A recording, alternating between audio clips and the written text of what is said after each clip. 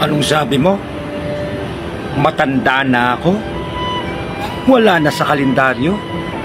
Kung makapagsalita ka, hindi ka tatanda.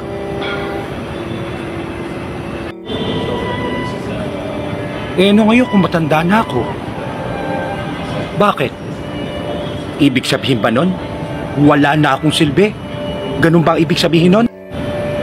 Ang ibig sabihin nun, wala na akong magagawa sa mundong ito? Wala na akong pakinabang? Hindi mangyayari yan.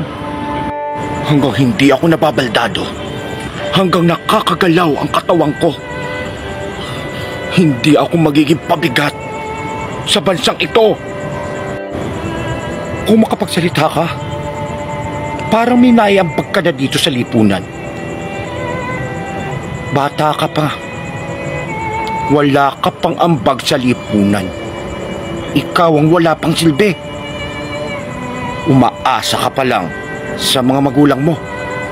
Ang mga kagaya naming matatanda ng sinasabi mo, marami na kaming naiambag sa lipunan. Nagbabayad kami ng buwis. Kinakaltas sa amin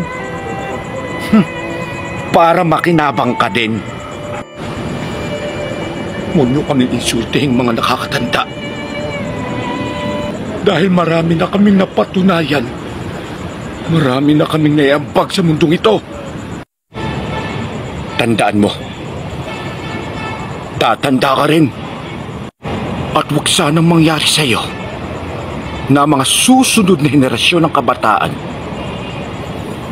bastusin ka ng gayang papabastos na ginagawa mo sa akin. Dahil kung anong ginawa mo, babalik sa iyo.